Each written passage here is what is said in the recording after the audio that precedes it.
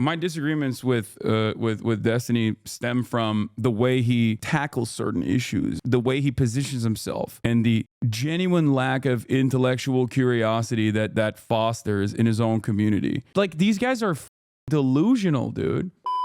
I'm not going to probably be able to work out as much this week because I'm going to be in Londonistan, as you guys know. I have talked about this before, but I know every time I bring up something that is going on in my life, everyone goes, what? You're going to be in Londonistan? When did you say that? When did you say you were going to be in Londonistan? I don't understand. Why are you going to London? There will be regular streams. I'm going to be streaming the two talks that I'm giving, both in Cambridge and also Oxford Uni. I'm going to the Cambridge Union. I'm going to the Union too. Both unis, lads. We're going there. We're talking about Israel, Palestine. It's going to be a mix it, right? But yeah, I'm doing those two things. I haven't been like super public about it because, I don't want no motherfucker to know about this shit. I don't want nobody to know what I'm up to. You know what I'm saying? And the situation is supposed to be about, I'm supposed to be talking about Israel, Palestine, and I still have not written a speech. Don't say just let ChatGPT do it. So many have told me that as a joke. Stop it. That gives me so much anxiety. I mean, it's not going to be like a long speech. I think it's supposed to be like 5 to 10 minutes. I told him like the format is 5 to 10 minutes of speech, then a moderated Q&A, and then afterwards just like a regular old Q&A with some people. I know that like I saw the post in my subreddit about Bonercelli's fans being like, oh, I can't wait to infiltrate this speech. What are some good questions I can ask them? Like they're like really stoked on asking me some troll ass questions. I don't know why, but have fun with that, I guess. Like they literally treat me like I'm Charlie Kirk, you know what I mean? Or Ben Shapiro. Like that is how like how big of an enemy I am to these guys, that they're like, ooh, Charlie Kirk's coming to my school. What can I do? It's like, bro, what are you, the Young Americans for Freedom Foundation? Like, what are you doing? Like, no, literally look at the second comment. Oh yeah, they posted this. I didn't even know that they posted this. Where is the discernment of speaker selection gone? Free Oxford from anti-Western operatives. And the anti-Israel committee continues. Is the Gestapo at the helm of the union this term? Isn't this kind of the equivalent of inviting Nick Fuentes? Such a disgraceful move. This standard has been lowered to the degree that streamers and internet boys who peddle in the shallow waters are speaking at Oxford. Taints the prestige and reputation of the institution. I like that they put my qualifications on here. On Thursday the 5th, December at 5 p.m. we'll be joined by the streamer and political commentator Hasan Piker. By the way, Ben Shapiro has spoken at Oxford Union. So I don't think it's that crazy to have someone like myself speak at Oxford Union. Not sure why they think that is like so far-fetched. Ben Shapiro, Ben Shapiro himself is not that far off from myself. And also on top of that, he's not exactly the most intelligent guy. Hasan Piker, also known as Hasanabi, is an American YouTuber and Twitch streamer. His content is based around the discussion of news, politics, social issues, and topical events, and he often uses his platform to debate controversial topics or issues. In 2023, Hasan Piker organized a fundraiser following the Turkey-Syria earthquake, which raised $1.2 million for various charities involved in searching for survivors and supporting those on the ground. Oxford Union is not a part of the uni. I don't fully understand what Oxford Union is. I'm not going to lie to you. It's a moderated Q&A. Yeah, no, it's going to be like a moderated Q&A and then a regular Q&A. I said yes to this because, they asked like a long time ago. And also because they wanted to talk about Israel-Palestine. Bassem Youssef has been on it. We'll talk more about this stuff as well. Yeah, I saw this one. Bassem Youssef had been on it as well. Talks about Piers Morgan and why Arab Americans seem to prefer Donald Trump. It's run by the students, not the uni. And then Cambridge Union came out as well 5 days ago. Cambridge Union is excited to announce that we will be joined by Hasan Piker on Wednesday, the 4th of December. Hasan is one of the leading voices that bridges a young digital generation, progressive politics, and culture. After getting his start on the Young Turks, he began streaming on Twitch in 2018, where he became an early pioneer of live stream social commentary. The show Hasan has built on Twitch now boasts over 110 million views and was the most watched channel across the platform in 2022. Number one Champagne Socialist. Wow, this guy's the least representative of any political reasoning. Bizarre invite. The coping and seething is delicious. Yeah, it's very odd that people just lose their minds over it. And yeah, Hasan coming to my university. What question do I ask? Don't ask him about destiny. He'll just use it as an opportunity to dismiss you. Better to find some disgusting quote of his, read it out loud, and ask him what he meant by it. I agree with this. Just quote his Tibet take and ask, do you believe that Britain has the right to civilize those African nations? Probably will be good to read more about Tibet at the time. Wait, you don't even know anything about Tibet? Although it's relatively hard to have good sources, it seems like slavery was largely on its way out. I like that these guys in the process of like, the only thing they care about is just basically like dominating me in their minds. Like they just don't have any firmly held convictions whatsoever. Like it's pretty funny. First of all, this is about Israel-Palestine. If you have some questions on that front, you can do that if you like. Secondly, I just don't understand. Like, what's your Tibet take? My Tibet take was that the original practice of serfdom and slavery in Tibet, instituted by the Dalai Lama, was not good, and that the Tibetans, alongside the Chinese forces, rose up and abolished slavery. Tibet being a autonomous region of under the control of the Chinese Empire, even before Mao, and long before Mao, does not change this dynamic. Like they just previous Chinese empires did not give a shit that they were doing slavery. Mao did. Okay. And they liberated Tibet. Now, the current form, the current Hanification, or not even necessarily Hanification, but like the current existing relations of Chinese sovereignty over Tibet, that's controversial subject. And I totally understand why people are frustrated by it. And also in the process, a lot of people were, slaughtered. Having said that, however, I don't think that it is a part of Tibetan culture. I don't think it's a part of Tibetan culture. And the British equivalent between the caste system does not work in the same way, because the English came in, said that they were actually abolishing the caste system, or said the caste system was barbaric, but then utilized the caste system to their advantage. The Chinese governance did not do that. So also, depending on the audience, I'm not sure how well liked Ukraine is in Cambridge. Like they don't even care. Brother, if you have a disagreement with me on my commentary on Ukraine, you could just like bring that up. I don't know why these guys are literally like, oh, find something that the audience will hate him for. Like this basically shows that you don't care about the issue at all. Like you don't have a genuinely held point. You don't have a genuinely held conviction on this issue. You haven't even done like any reading beyond the fact that you've seen like bad faith generalizations about like what my position is.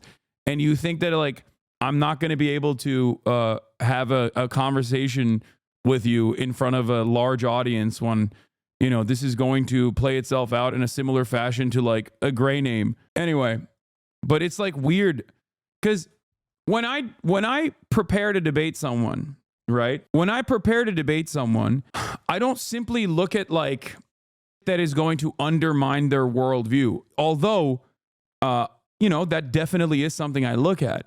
The reason why I do that is because on first principles, and also on top of that, like their ideological worldview is diametrically opposed to mine. That's why I want to have this discussion to begin with, because I have a position and they have a position. My job in that conversation is to basically showcase the lack of intellectual depth in their position. If your goal here is to simply, troll and masquerade your trolling as though it's some genuine intellectual concern, this is the wrong way to go about it. Imagine having an opportunity to, talk to me in person, right? Imagine having the opportunity to talk to me in person, and this is what you're going to do. Like, you're just going to, you don't have your own opinions on this matter at all. Like, you haven't even thought about like what my position is. You might be curious about what my position is on a particular matter. And instead you're just like, can you guys give me talking points? Like, that's kind of lame. And people do it in my community as well. And when Charlie Kirk is coming to their campus or whatever, but it's like, we are diametrically opposed to Charlie Kirk's worldview. The question you should ask yourself is, are you diametrically opposed to my worldview? Are you genuinely on the opposing team? And if the answer is yes, how have you arrived at this? I don't think a lot of people understand that if you don't have a real POV on these matters, okay, if you don't have like a real, genuine, firmly held opinion on this matter, and you just come at it with like whatever clips that you've seen that you've misunderstood, you're not going to get your point across. It's not going to look amazing for you. Especially when it's shit like, oh, Hasan, why are you anti-Semitic? If you say that, like, you're done. Because I'm not. You know what I mean? I agree. Ask him about this Tibet take. It's so obviously in the wrong. Ask him to discuss why China civilizing Tibet is different than Britain civilizing India. You have to flip it. Don't use a quote as a way to attack him. Instead, praise him for it. I recently got into an argument with a friend of mine who believes that Tibet should be independent from China. You rightly pointed out that China brought modern civilization and culture to them, as they were basically barbarians before China uplifted them. As though I would agree with this framing. I would not agree with this framing at all. I genuinely don't understand why they think this is like an expert, 5-head level of infiltration. Like, I would never agree with that framing, okay? However, he felt that it wasn't a reason to justify China's rule. What do you think I should say to convince him? I would say that China should not rule over Tibet. And if the Tibetan people want full-blown autonomy, that's perfectly fine. I'm not going to sit here and be like, no, they have to be dominated by the Chinese. But if you're talking about like historical analysis in terms of like, freeing Tibet from the throes of feudalism, yeah, that act I do not have a disagreement with. Anyway, I have often been very critical of Hanification initiatives in general. This was a massive problem with the USSR as well. One of the most consequential aspects of the USSR, one of the most significant aspects of the USSR was Russification. It's not a thing that it's not only is it inappropriate, it's inhumane, but it's also unsuccessful. So I'm not in favor of Hanification either. So claiming that the Tibetans are basically barbarians is really stupid. This is the way. This is devilishly genius. Lol, this might actually do more. You're 100% correct. Also, ask about if the conditions of Uyghurs are genocide. Maybe bring up Palestinians first. Yeah. Imagine saying that in a room like the Oxford Union setting to bring up the conditions of the Uyghurs, not knowing what my opinion is on this matter at all, assuming that it's like, oh yeah, it's great. China should dominate them, assuming that that's my position, and then simultaneously comparing that to what Israel is doing. Really? What Israel's doing in Gaza, it does not meet the standards of genocide. And what China has done in Xinjiang is like infinitely worse. Is this the argument that we're having right now? This is insane. This comparison is ridiculous. Where do you see evidence that China's trying to Hanify Tibet? It's not necessarily Hanifying Tibet, but it's more so having control over it and dominating.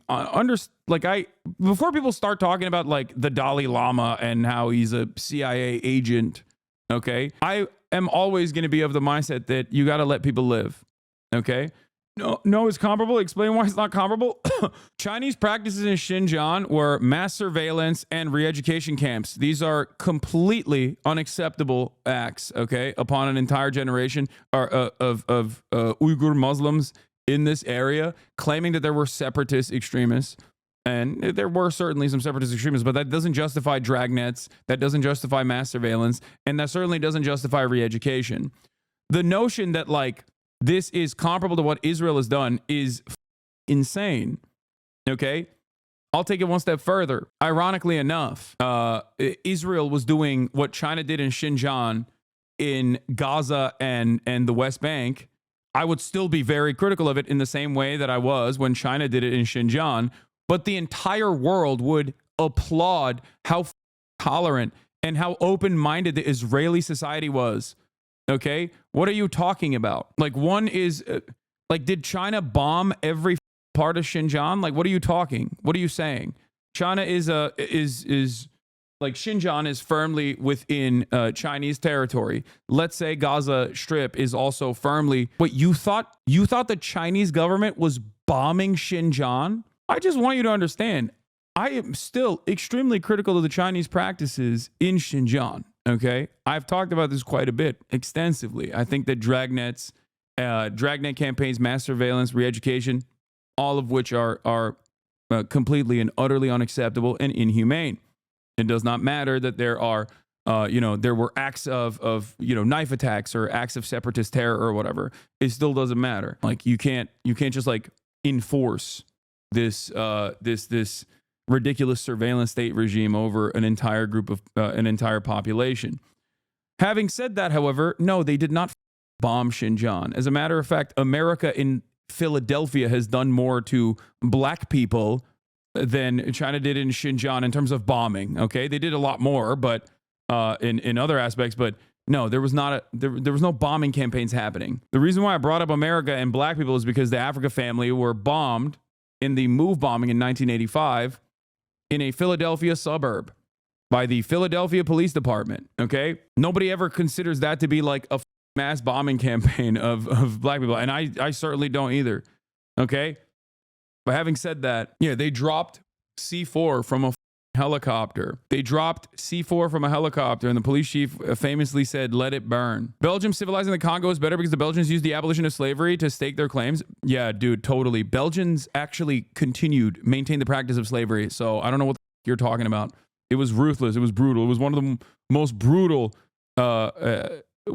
brutal continuations of chattel slavery. Yeah, I would also make sure you have the paragraphs around the quote. Preempt your question with something along the lines of, this quote is not out of context. I can provide you what you were saying before and after if you think it is, so we can't dismiss it easily. Another question I wish Ethan asked about Tibet was, do you think Tibet would return to its feudal slave-owning roots if they were granted independence? If not, relate Tibet to Palestine in the question if you really want to stir the pot. But I think this is definitely one of the more on its face damning things I've heard him say. It would be my choice if I ever had the opportunity to confront him. Like, these guys don't know anything about Tibet, don't care about it at all, don't understand what my position is on Tibet, okay? And simply are just like, this is a great opportunity to attack him. That's it. They're like plotting out they're plotting out a dialogue tree here. This, like, if you genuinely, if this was something that you were like very well versed on and you felt like I missed the mark on a point of my commentary, that's totally valid. Do you understand what I'm saying? If you're like, dude, what are you talking about? Like, my family is from Tibet, you know? And, you know, this is what I studied in college. Like, I don't fully understand where you're coming from. And you came at it with charitability. Like, I can have a normal conversation with you. But this right here is just like so openly disingenuous where you're just like, I don't know anything about Tibet. And I don't really understand what Hasan's position was on the matter. But I'm going to try to hit this in the worst possible, least charitable framing and try to duke it out in the marketplace of ideas, you know? And it's so funny because, like, I'm not even there to talk about China. Like, I'm not even there to talk about China. Why the f am I talking about China? I don't give a shit. Okay? I have no control over China. I barely have control over my own goddamn government. And every time I try to get my government to stop the pain and stop the hemorrhaging and stop the violence, they go, shut the f up. Do you see what I'm saying? What are you there to talk about? Israel-Palestine. I think I disagree. If you mention Israel-Palestine, he will pivot towards you're just saying Israel bad and you're denying the genocide in Palestine. And my guess is the audience are similar in his beliefs about destruction of Israel, so they will selectively hear. Like, notice how this isn't about, notice how none of this is about like genuinely held positions and real disagreements, right? That's the difference.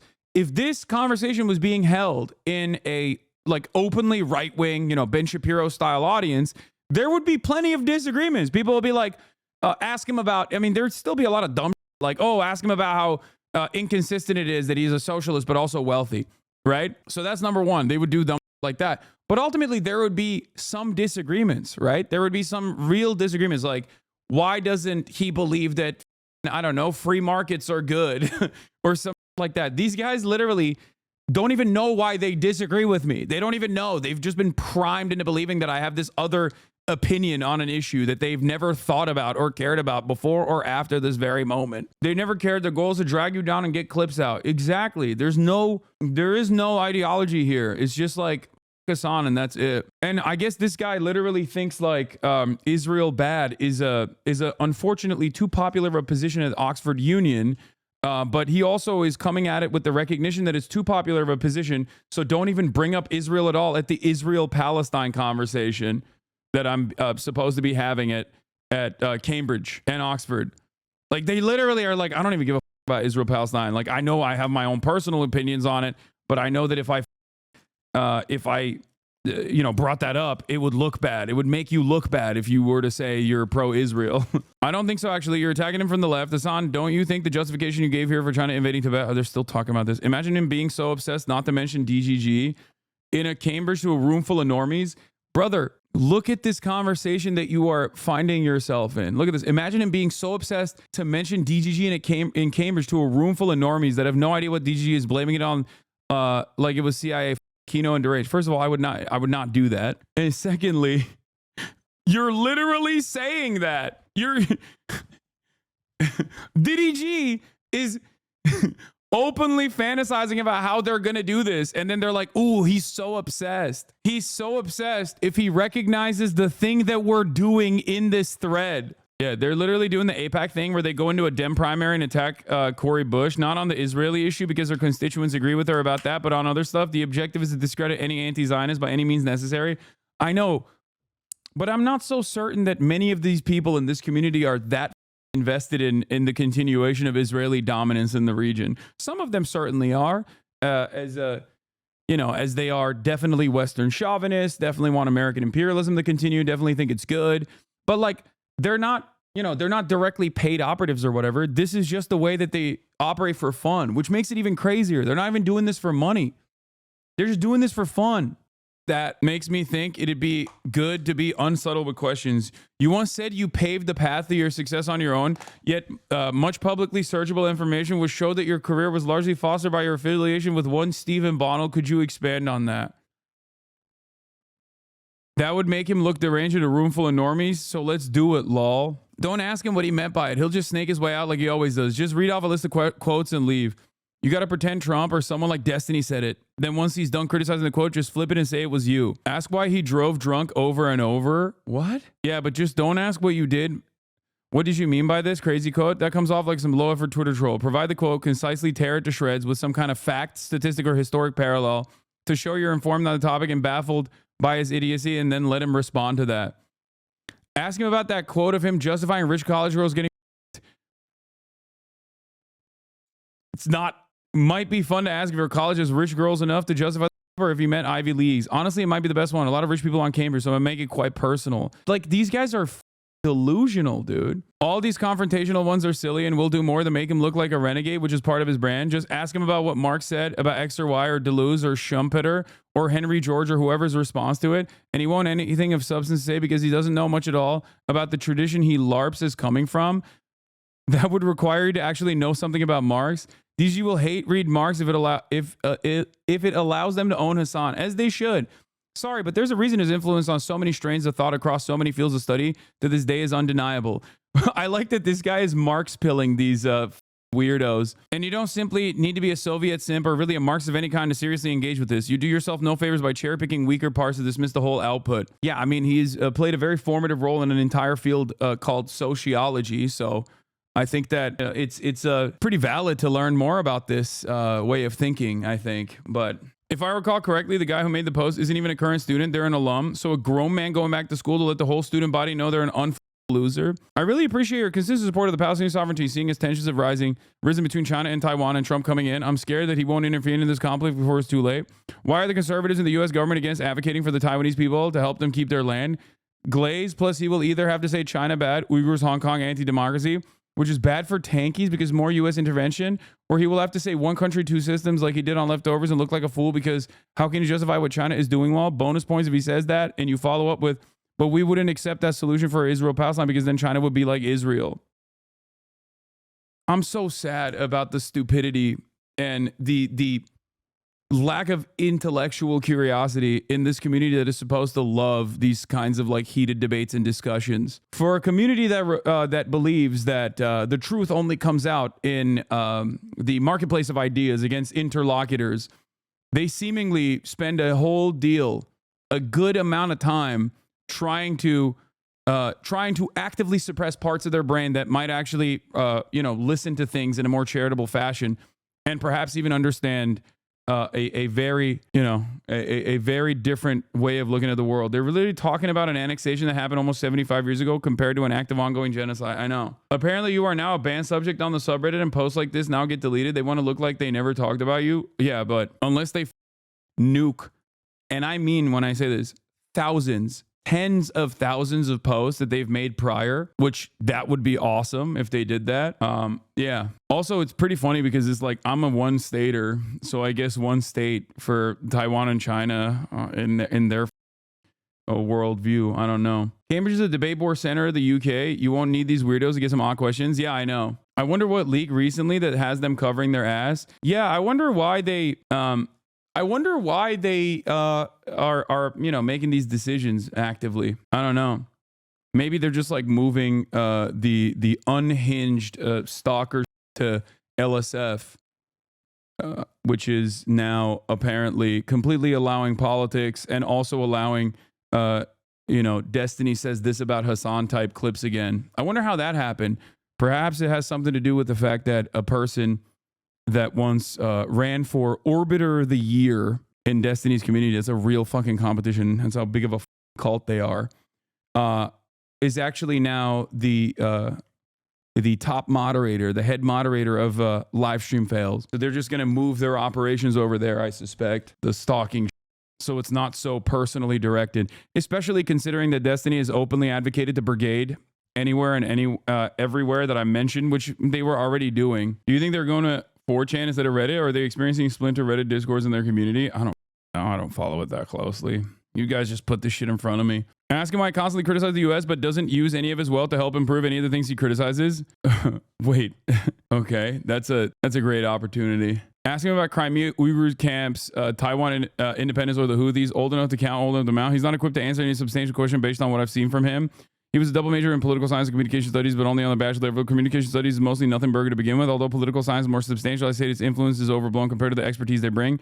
But what bothers me most is his attitude. He acts like he knows everything, does no research, and is overconfident in the little he knows. Not really the attitude of a guy you can learn from. I have no idea what your school administrators are thinking. It's like inviting Tucker Carlson for a talk. They have invited Tucker Carlson to a talk. I suspect that they've invited worse people than Tucker Carlson. So a deorbiter getting ready to ask tough questions. Yeah. A fan of a music school dropout? Yeah. I mean, look, I'm not gonna shit on Divorcelli dropping out of music school. I don't really care about that.